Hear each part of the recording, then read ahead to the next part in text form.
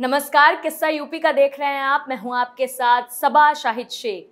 Maneka Gandhi ISKCON पर दिए गए बयान के बाद से विवादों में घिरती नजर आ रही है। मेनका के बयान के बाद अब समाजवादी पार्टी अध्यक्ष अखिलेश यादव ने भी इस्कॉन पर गंभीर आरोप लगाए। वहीं इस्कॉन प्रबंधन ने भी उनके बयान से नाराज हो गए हैं। उनके खिलाफ 100 करोड़ की मानहानि का नोटिस जारी किया गया है। दरअसल मेनका गांधी ने इस्कॉन को देश का सबसे बड़ा धोखा बताया था। साथ ही उन्होंने कहा था कि इस्कॉन अपनी गौशाला की गायों को कसाईयों के हाथों बेचता है, जिसके बाद से काफी बवाल खड़ा हो गया है। इसी पर चर्चा के लिए हमारे साथ मौजूद है कैपिटल टीवी के एग्जीक्यूटिव एडिटर राजीव जी। राजीव जी, बहुत बहुत स्वागत है आपका। धन्यवाद। तो मेनका गांधी की मुश्किलें अब कितनी बढ़ने वाली है? अब तो मेनका गांधी को या फिर ऐसे सारे लोगों को जो लोग इस बीच अपने आप को समझ रहे थे हिंदुओं का विरोध करो, सनातन का विरोध करो, हिंदुओं में विभाजन पैदा करने की कोशिश करो, हर साजिश के तहत किसी मंदिर पर, किसी संगठन पर जो सनातन से जुड़ा हुआ है उस पर अटैक करो और अपने वोट बैंक को खुश करो, उन सब लोगों को एक सबक मिलने वाला है। ये धीरे धीरे मामला आगे बढ़ेगा। उदयनिधि स्टालिन, उसने भी ऐसी ही बातें कही थी और उसके बाद हुआ क्या? तमिलनाडु में भी अब हंगामा चल रहा है।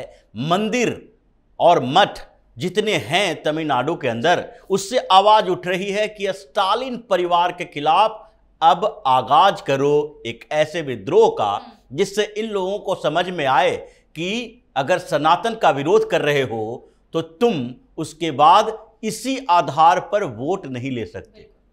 या तो सनातन के विरोध में आओ या फिर उस ओबीसी और दलित कार्ड खेलने के विरोध में चले जाओ। तुम धर्म के खिलाफ हो, एथिस्ट हो, तुम अगर धर्म को नहीं मानते हो तो सारे धर्मों को एक तरीके से आलोचना कर सकते हो। उदयनिधि स्टालिन के ऊपर मामला दर्ज हुआ है और अब ये सुप्रीम कोर्ट से भी नोटिस मिली है।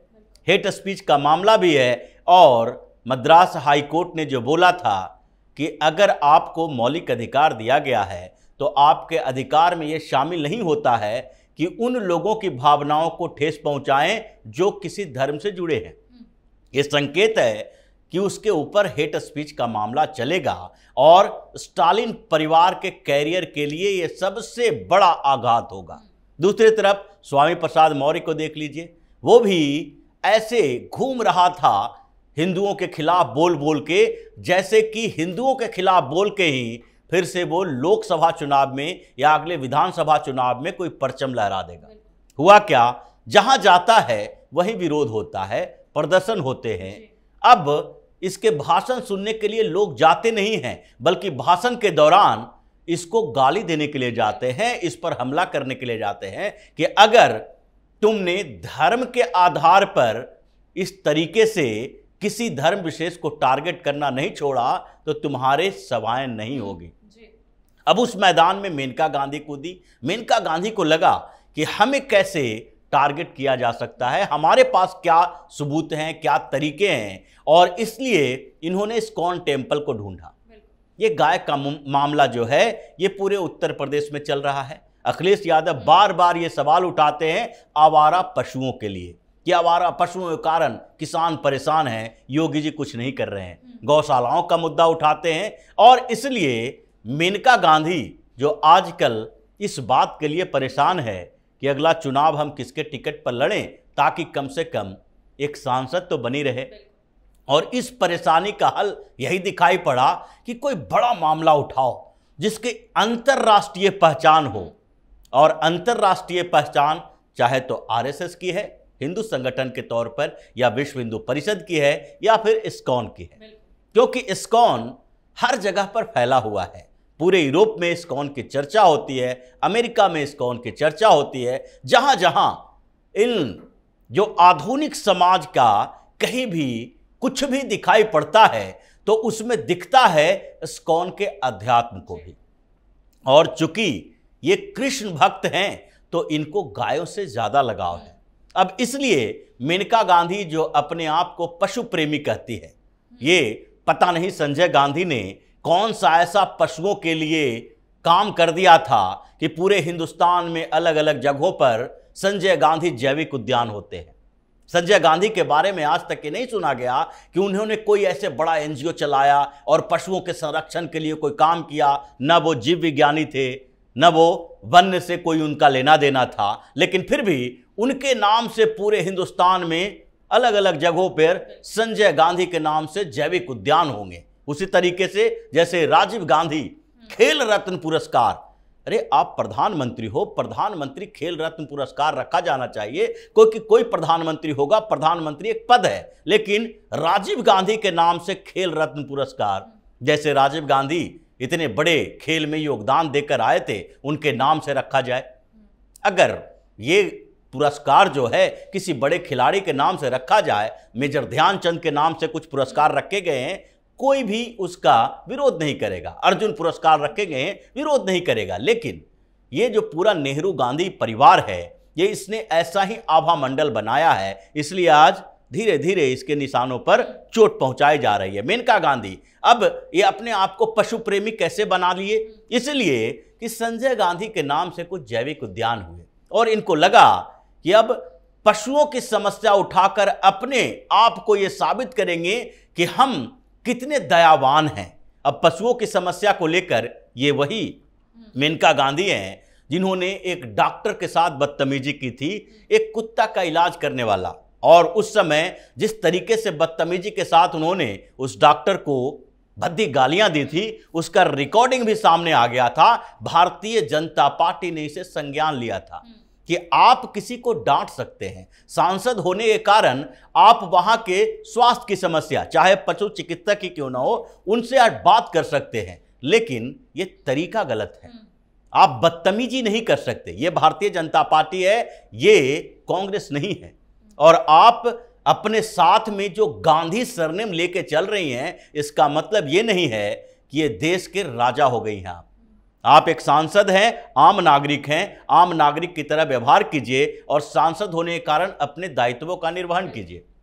लेकिन जिस तरीके से मेनका गांधी, वरुण गांधी जैसे लोग ये समझ ही नहीं पाए कि 2014 के पहले भारतीय जनता पार्टी और उसकी कुछ मजबूरियां, और 2014 के बाद के भारतीय जनता पार्टी और उसके कुछ ताकतें, शक्तियां, इन दोनों में क्या अंतर है। इसीलिए मेनका, वरुण ये दोनों समझ ही नहीं पाए कि भारतीय जनता पार्टी का नेतृत्व इतना बदल गया है कि वो हमारे नेगोशिएशन को, हमारे बार्गेनिंग को वो बर्दाश्त नहीं करेंगे, चाहे आप गांधी नेहरू खानदान से ही क्यों न हो, क्योंकि पहले भारतीय जनता पार्टी थोड़ी कमजोर थी, वो लोगों तक पहुंच नहीं पा रही थी। उसे भी लगता था, उस समय के नेतृत्व को भी लगता था कि गांधी नेहरू परिवार का कुछ लोग तो हमारे साथ है, और उसमें मेनका गांधी का नाम का उपयोग भी किया जाता रहा। लेकिन आज जरूरत नहीं है। आज तो यहां गांधी नेहरू परिवार मुक्त, कांग्रेस मुक्त भारत की बात की जा रही है। कांग्रेस मुक्त भारत का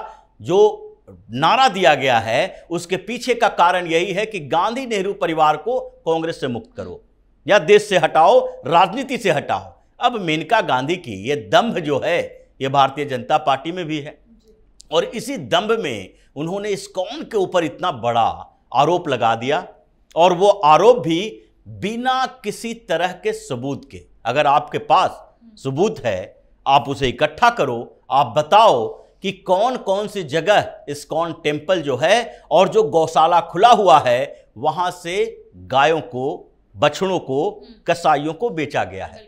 ये आपको बताना पड़ेगा, क्योंकि अगर बेचा गया है तो खरीदने बेचने का कोई रिकॉर्ड होगा। ये मुफ्त में, दान में तो नहीं दिया गया।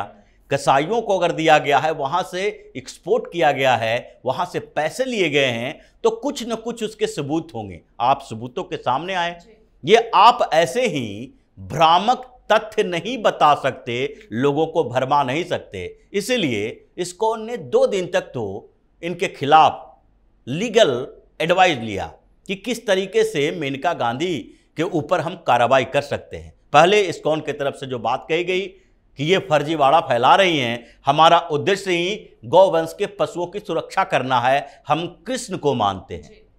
और उसके बाद जब मेनका गांधी ने उन चीज़ों को समझा नहीं, लीगल एडवाइस लिया गया, और ये जो नेहरू गांधी खानदान है आजकल मानहानि के मामलों में ऐसे ही फंसा है जैसे राहुल गांधी भी फंसे हैं, 10-10 मानहानि का केस चल रहा है। सांसदी भी चली गई थी सुप्रीम कोर्ट के संरक्षण के बाद, फिर से मिल गई है। मेनका गांधी के ऊपर भी 100 करोड़ के मानहानि का दावा किया गया। अब ये एक तरह से ऐसी चीजें हैं जिसमें अब मेनका गांधी को सबक मिलेगा कि हम जो बात कह रहे हैं उसके पीछे सच्चाई अगर है तो बात करें, नहीं तो किसी भी इतने बड़े संस्था को बदनाम करने की कोशिश हमारे ऊपर भारी पड़ेगा। और इसलिए 100 करोड़ की मानहानि का जो दावा किया गया है वो बहुत बड़ा दावा नहीं है। इस्कॉन के लिए, मेनका गांधी के लिए बहुत बड़ा हो सकता है, क्योंकि मेनका गांधी को तो इंदिरा गांधी ने ही कंगाल कर दिया, क्योंकि उनको कुछ दे के भेजा ही नहीं। इंदिरा गांधी के समय मेनका गांधी दिल्ली से भागकर लखनऊ गई। यानी कि एक बार फिर मेनका गांधी पाई पाई के लिए मोहताज होने वाली है। जो स्थितियां है अभी, अगर मेनका गांधी को जुर्माना भुगतना पड़ा तो उसके बाद इनको समझना पड़ेगा कि हम वो पैसा लाएं कहां से। हालांकि जो पैसे मानहानि के मामले चलते हैं उसमें सबसे पहले ये जो ऑफर किया जाता है माफी का ही ऑफर किया जाता है। और ये 100 करोड़ के मानहानि का दावा का मतलब ये नहीं है कि पूरा 100 करोड़ रुपया अब इनको चुकाना पड़ेगा। लेकिन अगर बाय द वे निचली अदालत ने भी ये कह दिया, कौन अपनी बात पर अडिग रहा और मेनका गांधी के सामने शर्त रखी गई कि अगर आप मानहानि के दावे का भुगतान करें या तो फिर जेल की सलाखों के पीछे रहें, तो ये केस लंबा चलेगा, लेकिन मेनका गांधी को भारी पड़ेगा इस तरीके के बयान देना। और मेनका गांधी तो क्या, अब जो आगे भी इस तरीके के सनातन विरोधी बयान दे रहे हैं उनके लिए भी एक सबक होगा और यही मानकर कोर्ट को भी अपना फैसला देना चाहिए। बिल्कुल, बहुत बहुत शुक्रिया आपका तमाम जानकारियों के लिए। धन्यवाद। तो अब इस नोटिस के बाद से मेनका गांधी की मुश्किलें काफी बढ़ गई हैं। उनके खिलाफ 100 करोड़ की मानहानि का नोटिस जारी किया गया है। साथ ही इस्कॉन ने पत्र जारी कर कहा है कि संगठन न केवल भारत बल्कि पूरी दुनिया भर में गाय बैल की रक्षा और देखभाल में लगा रहा है। हमारे यहाँ गाय और बैलों की जीवन भर सेवा की जाती है। कसाईयों को हाथों बेचने के आरोप बिल्कुल गलत है। हालांकि नोटिस मिलने के बाद अब ऐसा लगता है कि मेनका गांधी पाई पाई की मोहताज होने वाली। फिलहाल के लिए किस्सा यूपी का में इतना ही। देखते रहिए कैपिटल टीवी उत्तर प्रदेश। नमस्कार।